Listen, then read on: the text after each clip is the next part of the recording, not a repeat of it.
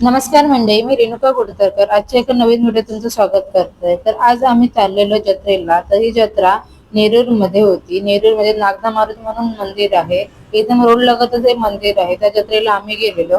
कुडामधून काही हाकेच्या अंतरावर असलेलं हे नेरूर हे गाव एकदम अतिशय सुंदर असं मंदिर आहे. बघा मी तुम्हाला दाखवते मंदिर कसं आहे ते.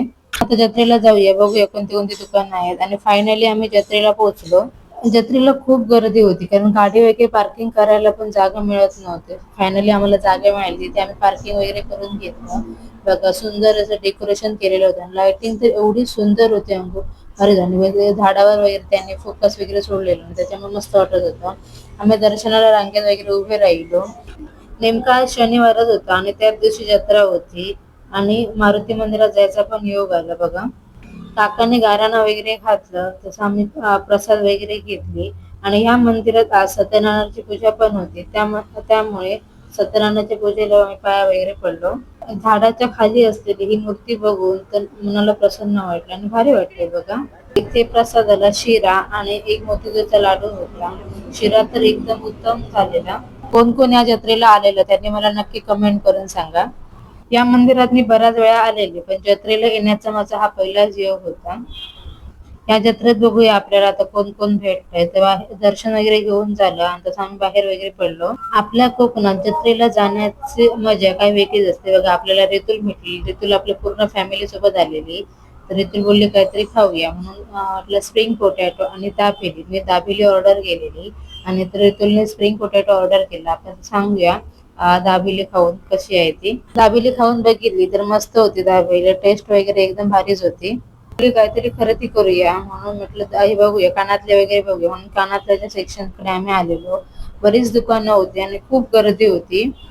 आम्हाला कुठचेच कानातले पसंत पडत नव्हते. नंतर आम्ही पिंजून पिंजून सगळीकडचे शोधून शोधून काढत होतो आणि बघत होतो कुठचे कानातले आपल्याला चांगले वाटणार, काय करणार.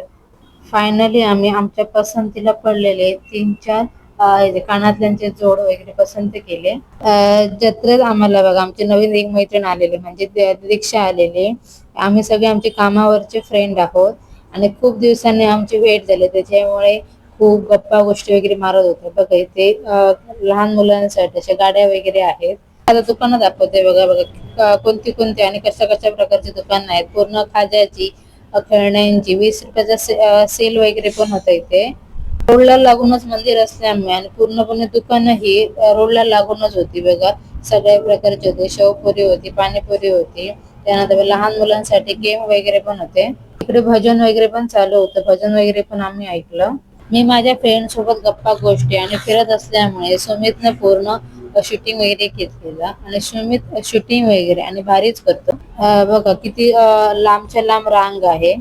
हा मालवणला जाणारा रोड असल्यामुळे ते वाहनं तर चालूच होती.